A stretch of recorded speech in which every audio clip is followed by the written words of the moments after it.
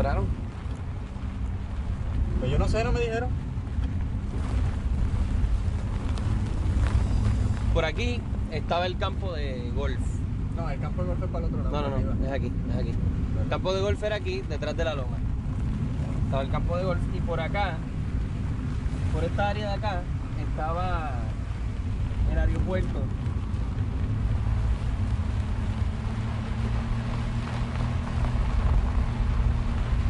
No, aguántense ahí que va fuerte el corazón. Míralo, ahí están. Ahí no era. Yo no sé, a lo mejor están consiguiendo Es que ahí no algo de era. la tierra. Porque... Ahí no era. Era. No son municiones. Sí, son balas de tanque. No, es que no son balas. Son balas de tanque del 82.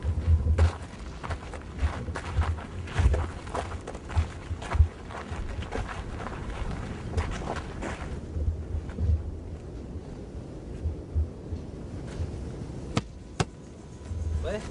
Sólido. Sácalo. Suave. ¿Qué carajo es eso? La Marina de Guerra de Estados Unidos decidió suspender los ejercicios militares el domingo. Según la explicación que dieron, lo hacen en reverencia al pueblo puertorriqueño. Nos quitan la tierra donde podemos sembrar, nos quitan la historia, nos quitan todo. Yo estoy hablando a nombre de un grupo de viequenses que sentimos que nuestra responsabilidad es hacer de Vieques nuestra casa. Esta gran cantidad de soldados, su comportamiento bastante ofensivo, trajo confrontación con la parte de la población de Vieques.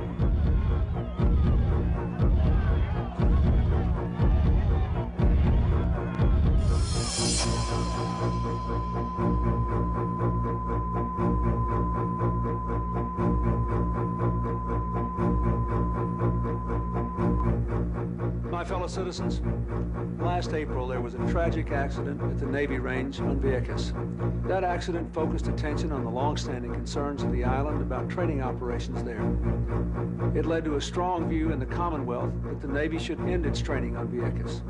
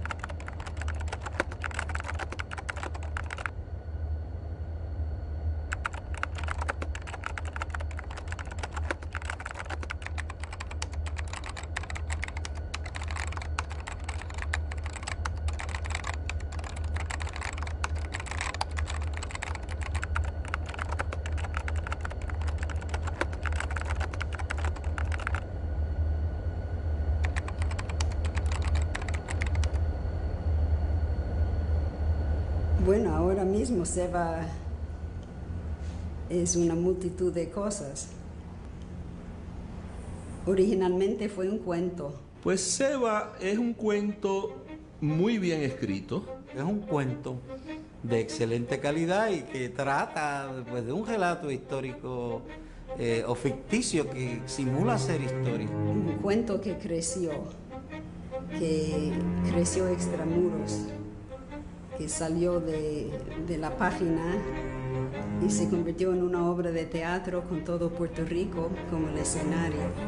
Todos los debates en la intelectualidad puertorriqueña esta semana se refirieron a la historia de Luis López Nieves en claridad. Que llamaron hasta la fortaleza a pedir cuentas, que por qué el gobierno de Puerto Rico no reclamaba ante las Naciones Unidas cuentas por este genocidio.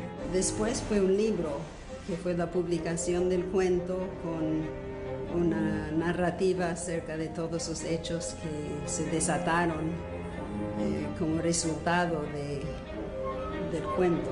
Resulta eventualmente en la aniquilación total de un pueblo de Puerto Rico que ha resistido con tanta fuerza y con tanto ahínco la invasión. Seba es la contestación que le da Luis López Nieves a la falsedad de que Puerto Rico no tuvo una épica frente a los Estados Unidos. Es un cuento cosa. O sea, visto de otra manera, y según lo releía en estos días para esta entrevista, es un cuento comiquísimo.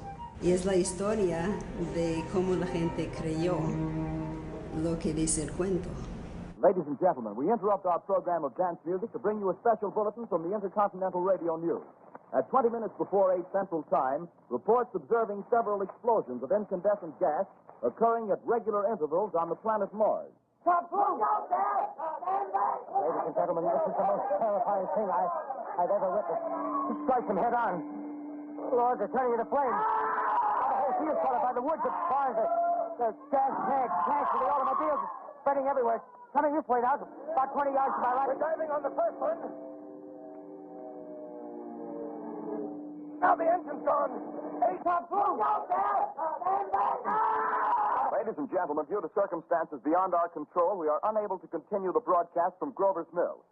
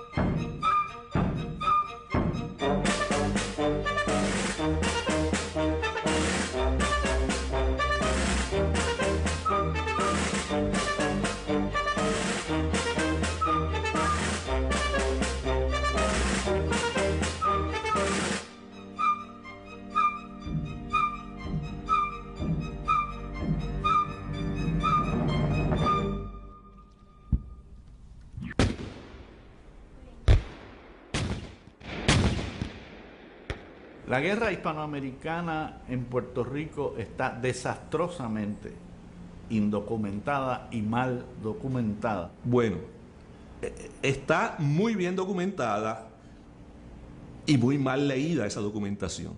Todas las historias sobre la guerra hispanoamericana en Puerto Rico las escribieron o los que ganaron o los que estaban a favor de los que ganaron. Es decir, una gran parte de la documentación de la invasión norteamericana a Puerto Rico ha estado accesible desde principios del siglo XX. De manera que es toda mentira. Mentira.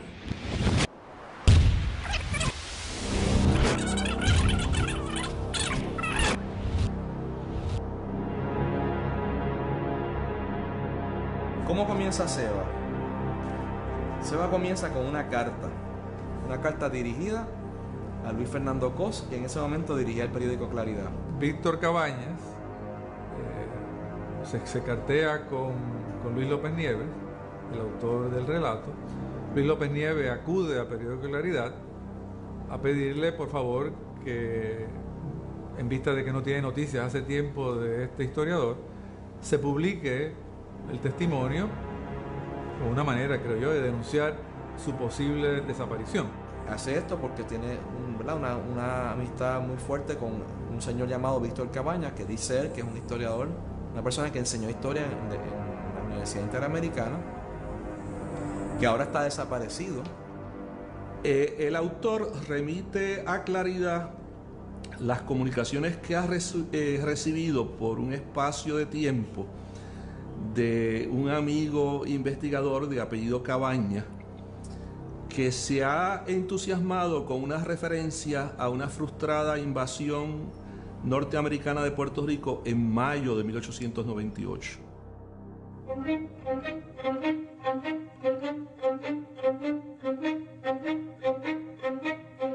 ¿Cuáles son los documentos que prueban que Víctor Cabañas descubrió esta gran verdad enterrada?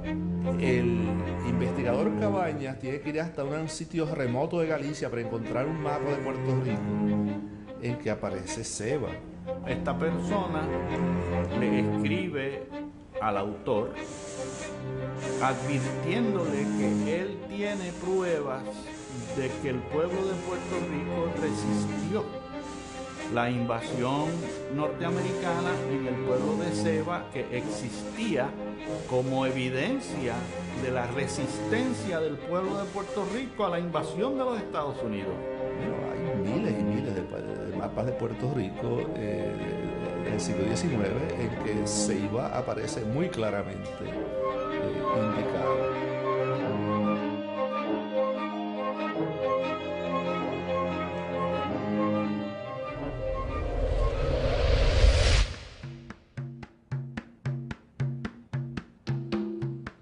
En el libro de un profesor universitario aparece unas coplas recogidas de cancionero popular donde se sugiere que ocurrió una invasión en mayo. Una copla es un cantar popular y pueden ser fuentes históricas. Bueno, como las plenas, la copla puede recoger un incidente de la vida cotidiana y luego ser versificado y cantado. Y puede ser veraz o puede ser inventado. Puede llevar noticias la copla, pero la copla puede también ser amorosa o puede ser humorística. Hay todo tipo de coplas, ¿no? Bueno, en Puerto Rico la tradición ha sido, por ejemplo, que la plena era lo que se llamaba en una época el periódico del pueblo. Es decir, la plena cantada lo que hacía era dar las noticias que los periódicos controlados por los poderes que son no daban. Y son pistas. O sea, la copla es una pista y eso, en eso es muy verosímil el relato de Ceiba, que Víctor Cabañas se interesara por el contenido de esos versos o de esa copla, que le referían a algo, ¿verdad? Que era contraria a la verdad, ¿verdad? Esa del 25 de junio.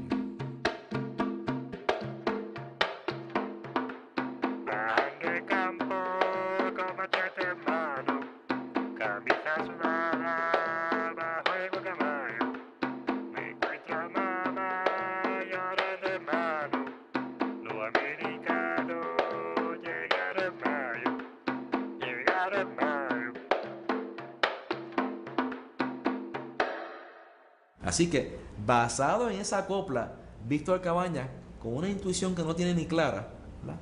Es como Mulder investigando los X-Files, ¿no? Cuando le dan sus intuiciones, va para el Archivo Nacional de Puerto Rico y allí, buscando a ciegas, sin saber lo que iba a encontrar, porque no sabe lo que está buscando, se encuentra con otro historiador llamado Jaime Rodríguez, que da la casualidad que había hecho una tesis de maestría sobre el periodo de la invasión norteamericana a Puerto Rico, y que le dice, este otro supuesto investigador, Jaime Rodríguez, le dice a Víctor Cabañas que cuando él estaba investigando su tesis de maestría, había unas cosas sobre menciones sobre el mes de mayo que nunca estaban claras, como una nébula sobre mayo, una nébula que él no pudo investigar, pero que él cree que ahí hay algo. Y entonces ahí Con esas dos cosas, Víctor Cabañas dice, toma una decisión que cambiará su vida. Esto todo ocurre según las cartas que él le envía a Luis López Nieves y que están en este sobre que se mandan a Claridad el 27 de junio de 1978. Se tira para Washington para ir a investigar en los archivos de Washington a ver si encuentra su sospecha de que en mayo ocurrió algo importante, en mayo del 98. Y que logra contactar una nieta del general Miles que le facilita acceso al diario de Miles, y en el diario de Miles pues supuestamente está el relato de la resistencia de esta población seva a la invasión norteamericana.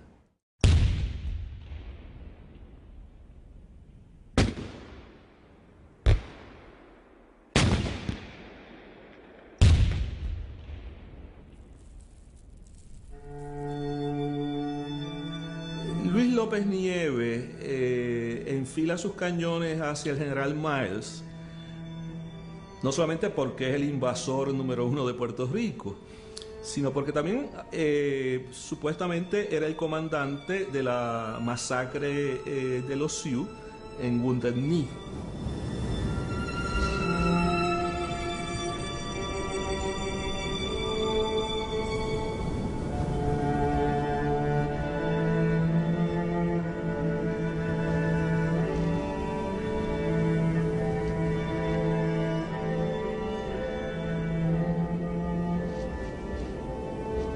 Miles entonces creo que participa en esas guerras indígenas y ese es su expediente, parte de su gran ejecutoria antes de llegar a Puerto Rico. O sea, que establece la posibilidad, ¿verdad? No la posibilidad, establece el hecho histórico, verificable y comparable, ¿verdad? Y constatado de que Miles tuvo en esa guerra, dirigió una masacre contra los indios. ¿Cuál es la inferencia? Si hizo eso allí, pues es posible, no hay que estirar mucho la imaginación para pensar que pudo haber hecho lo mismo en Puerto Rico.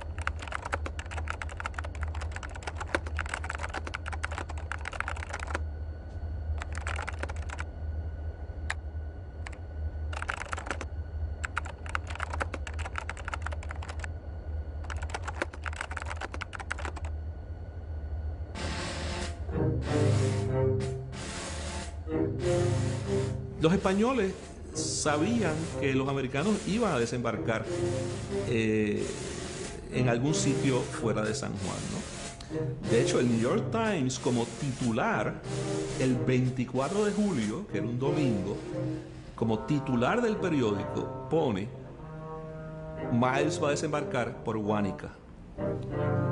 De tal manera que el elemento sorpresa realmente no estaba ahí. Los Estados Unidos decidieron que no podían sencillamente destruir la resistencia en San Juan, que no podían ocupar la ciudad de San Juan como habían ocupado la ciudad de Manila en las Filipinas. Y por eso, al ser derrotados en San Juan, deciden entonces que tienen que escoger entre invadir por Fajardo y Ceiba o invadir por Guánica en el sur.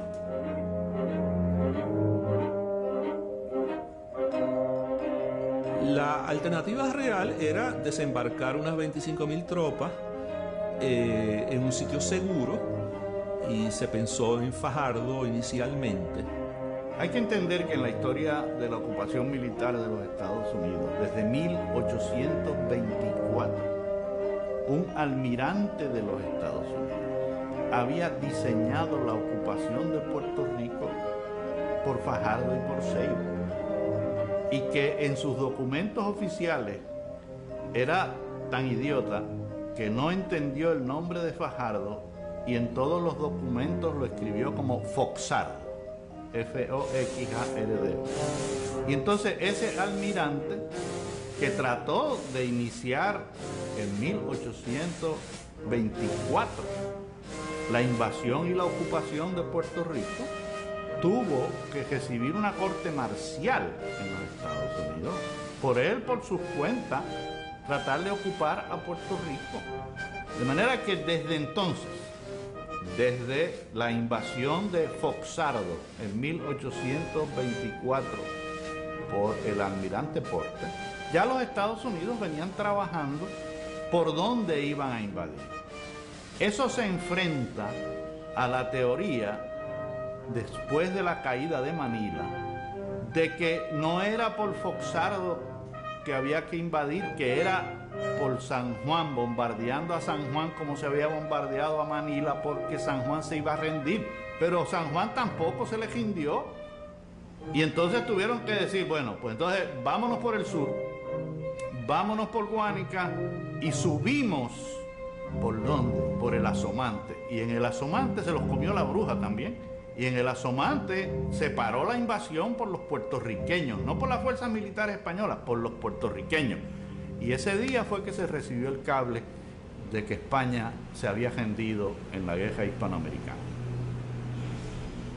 Hay que ser de Cuamo y de Aybonito para creer en la batalla de Asomante.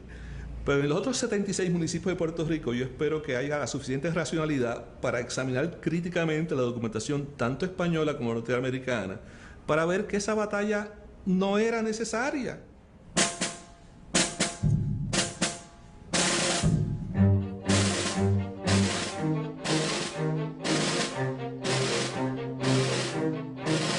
Las tropas voluntarias eran bisoñas. Si uno lee, por ejemplo, la autobiografía de Carl Samuel, se da cuenta que esta gente apenas saben nada de lo militar, ¿no? Son aficionados, son muchachos lanzados a la aventura.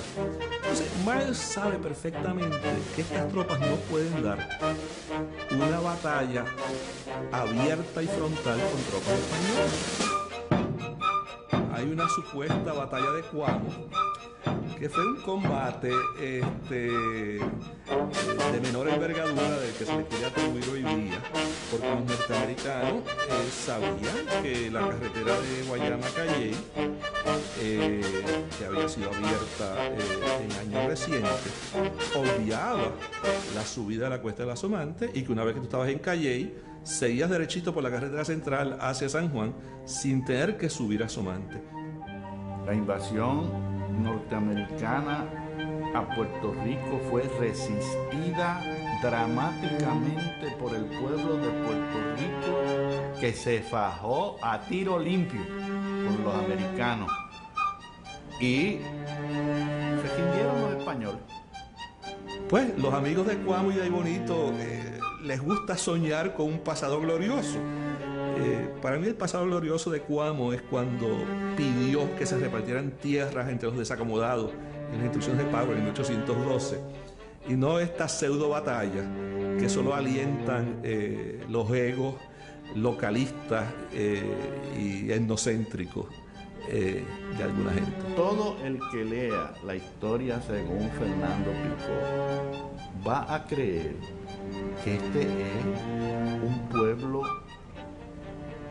voy a buscar una palabra elegante para poder decirlo, un pueblo dócil. Lo que pasó en la invasión norteamericana por Guánica es que en efecto se le enfrentaron una docena de puertorriqueños que incidentalmente eran negros y no pudieron detener la invasión, porque los americanos que estaban desembarcando eran miles. Pero yo te aseguro a ti, porque yo soy el nieto de uno de los hombres que bregó con eso, que me lo contó otra vez, que esa invasión se detuvo a la salida del pueblo de Cuamo el 9 de agosto de 1898 y se detuvo para siempre y se derrotó al ejército de los Estados Unidos en las alturas de Asomante, en la trinchera, unos días después, y que si no fuera porque España se rindió, Puerto Rico hubiera ganado la guerra hispanoamericana a los Estados Unidos. Creo que sí, obviamente hubo combate, pero tampoco inflemos el nombre más allá de eso, ¿no?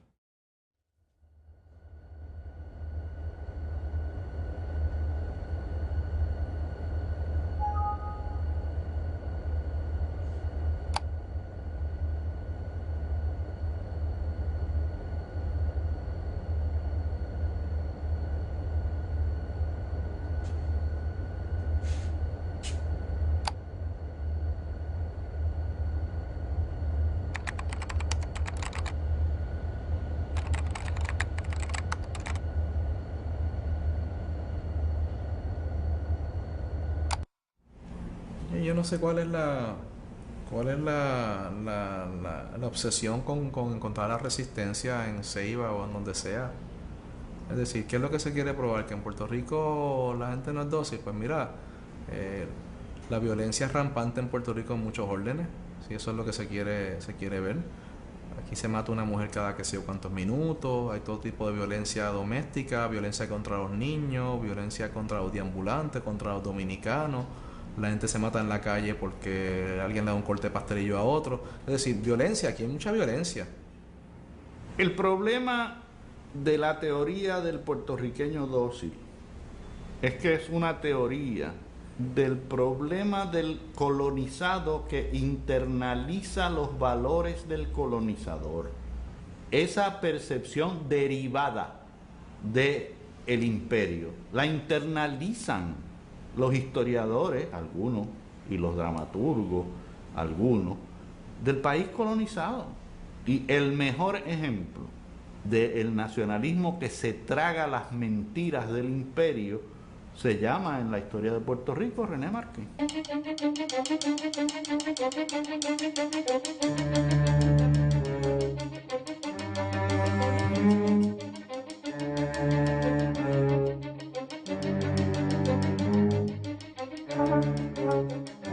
Puerto Rico fundamentalmente es una historia de negociación y acomodo con la presencia norteamericana en todos los órdenes.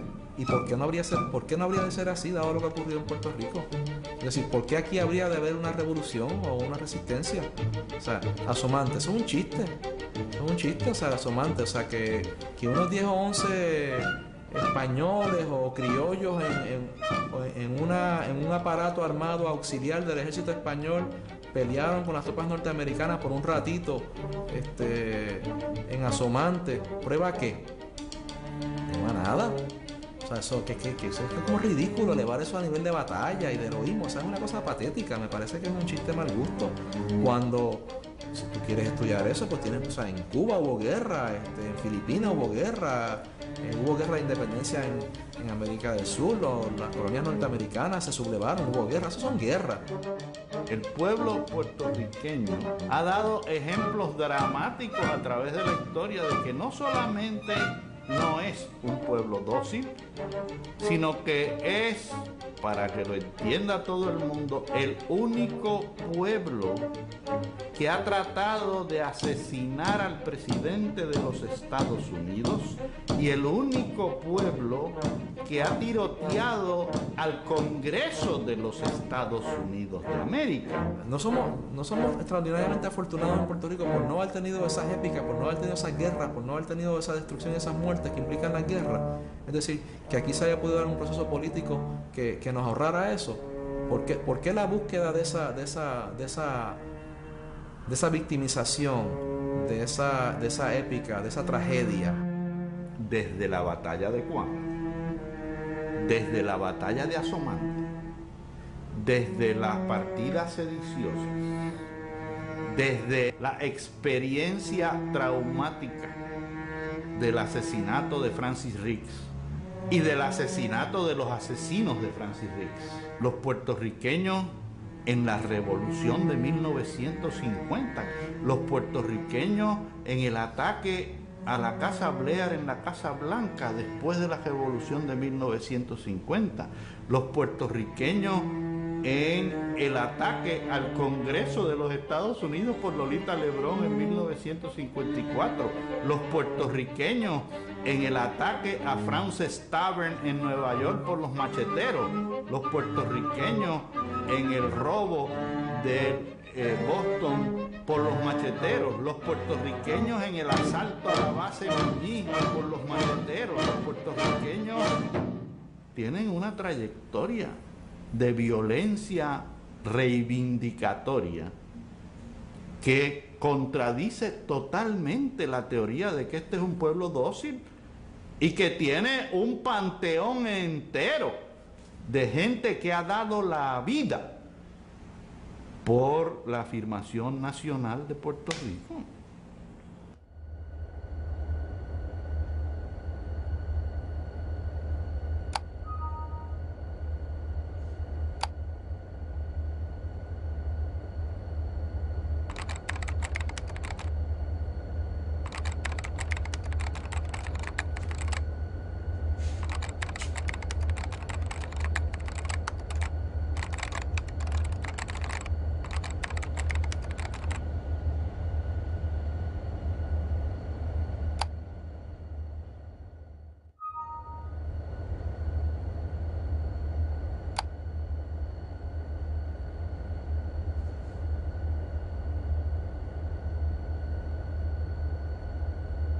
Yo creo que Seva borra por completo el mito del puertorriqueño dócil, pero sustituye en su lugar un mito que no sé si es mejor o peor, que es de que el puertorriqueño es crédulo.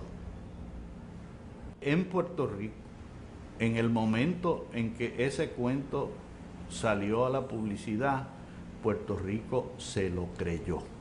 Lo que pasa es que con el mundo tan rápido, la gente no reflexiona lo suficiente y se cree cualquier cosa. Es muy poco probable que se haya podido concertar una conspiración de ese tipo por tantos años, ¿no? Y que abarcara una gran cantidad de personas, o sea, para poder sostener eso, y que tuviéramos que esperar a que Cabañas encontrara a Ignacio Martínez en un lugar de la Sierra de Luquillo, en el barrio Duque, en Naguabo. Procediendo yo de esa zona, ¿verdad? Conociendo la proximidad entre Naguabo y Ceiba, ¿verdad? O sea, que lograran exterminar de la faz de la tierra todos posibles testigos con el testimonio, ¿verdad? Que fuera una sola persona, todo eso para mí es bien inverosímil. En un pueblo, en una isla tan pequeña, donde todo el mundo se conoce, donde casi todo el mundo está emparentado, eliminar un pueblo, no importa que haya sido de reciente creación, no puede ser ignorado por los pueblos vecinos, ni que hubiese un desierto del Sáhara entre Ceiba y Fajardo y Macao y todos los demás pueblos cercanos. Es decir, todo el mundo se conoce en este país. ¿Cómo se borra el recuerdo? Se puede borrar físicamente un poblado, pero borrar el recuerdo de la gente que vive, que colinda con el pueblo, eso es un disparate colosal. O sea, la historia tiene mecanismos para verificar que no ocurrió lo de Seva. En primer lugar, el hecho de que hubo resistencia armada de la parte de los puertorriqueños. En segundo lugar, que existiera un pueblo de reciente creación que fue borrado de la historia. En tercer lugar, el atribuirle a Muñoz Rivera el papel de un traidor. Que se realizara una conspiración de forma tal y tan perfecta que se aniquilara a todo el mundo y que no se filtrara hacia Naguabo, por ejemplo, o hacia Fajardo, la desaparición del supuesto poblado este y de su gente. La pregunta es cómo pudo pasar desapercibido en Naguao un bombardeo intensivo de Ceiba. La carta de Miles, por ejemplo, el general Miles, que escribe el número 7 cruzando el número como se hace en Europa, es una cosa poco hecha en Norteamérica. Lo más inverosímil hay es que él pudiera sacar el diario, sacar fotocopias, dejarle la fotocopia y llevarse el original.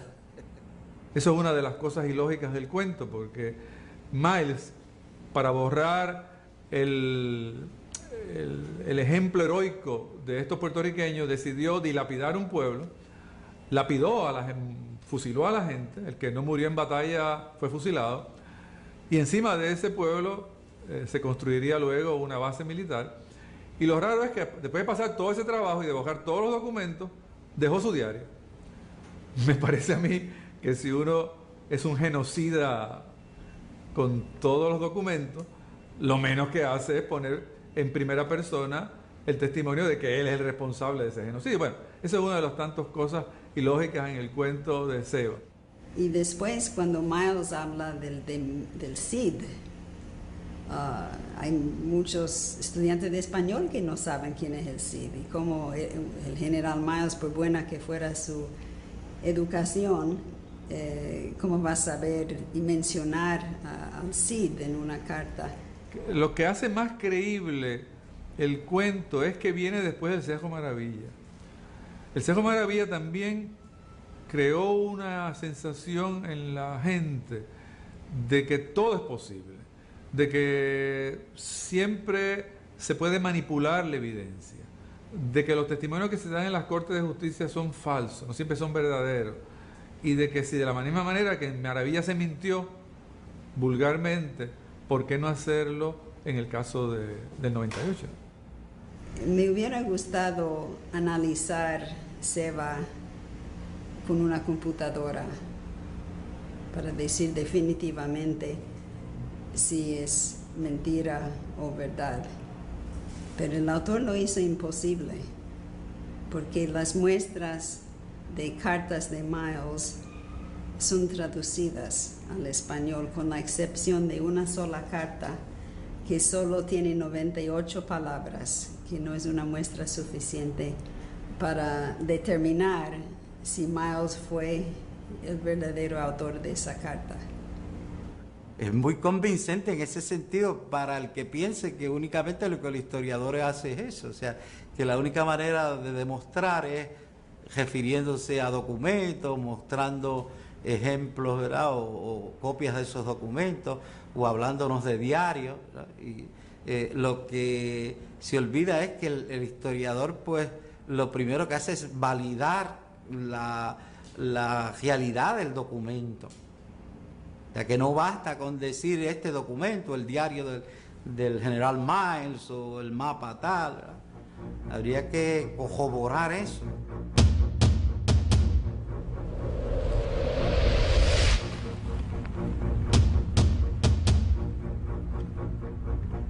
¿Qué encontraron?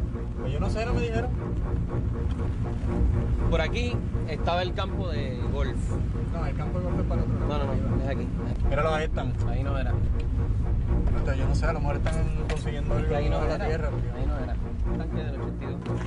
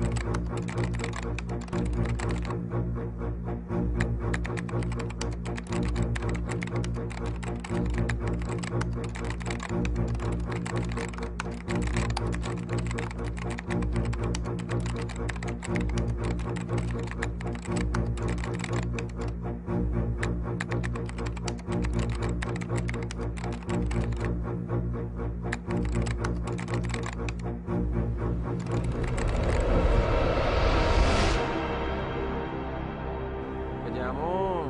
Bueno, esta excavación fue un error. Realmente no íbamos a excavar en esta área, pero... Pues... O sea, esto no es una cosa tan extraña. Nosotros nos esperábamos encontrar cosas raras en el área. Usamos un tipo de artefacto para eso. Yo no contemplaba abrir aquí. Como te estaba explicando, nosotros íbamos a estar revisando el área más abajo, pero ellos no entendieron bien y curiosamente encontraron algo que no habíamos encontrado hasta ahora.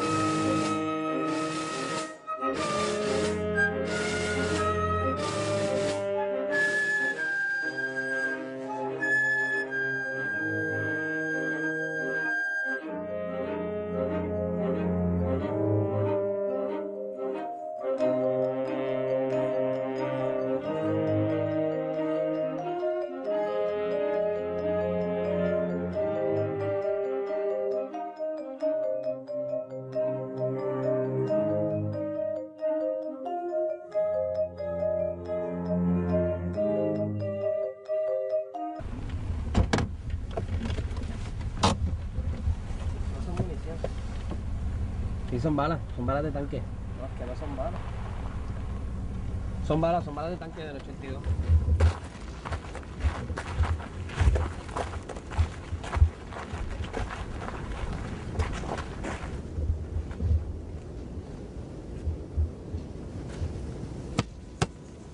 ¿Ves? Sólido. Sácalo, suave. ¿Qué carajo es eso? La Marina de Guerra de Estados Unidos decidió suspender los ejercicios militares el domingo.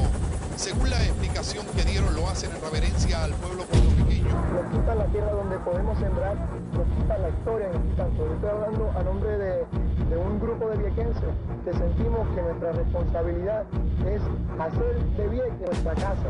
Esta gran cantidad de soldados, su comportamiento bastante ofensivo, trajo confrontación con la parte de la población de Vieques.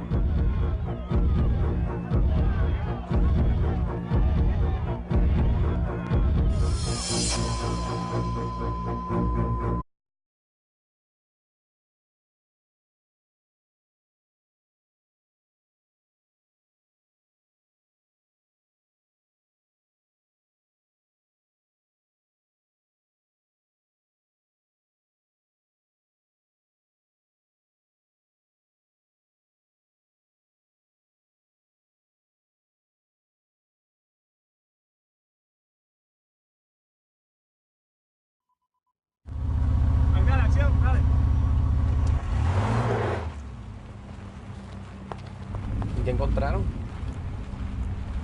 Pues yo no sé, no me dijeron. Por aquí estaba el campo de golf. No, el campo de golf es para el otro lado. No, es aquí. El campo de golf era aquí, detrás de la loma. Estaba el campo de golf y por acá, por esta área de acá, estaba el aeropuerto.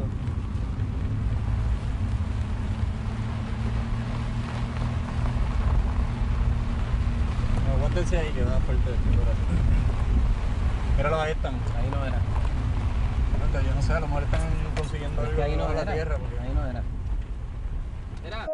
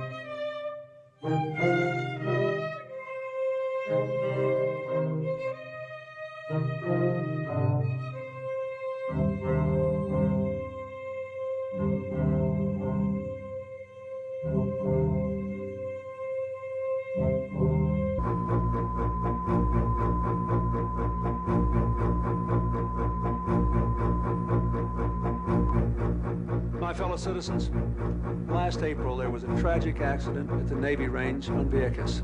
That accident focused attention on the long-standing concerns of the island about training operations there. It led to a strong view in the Commonwealth that the Navy should end its training on Vieques.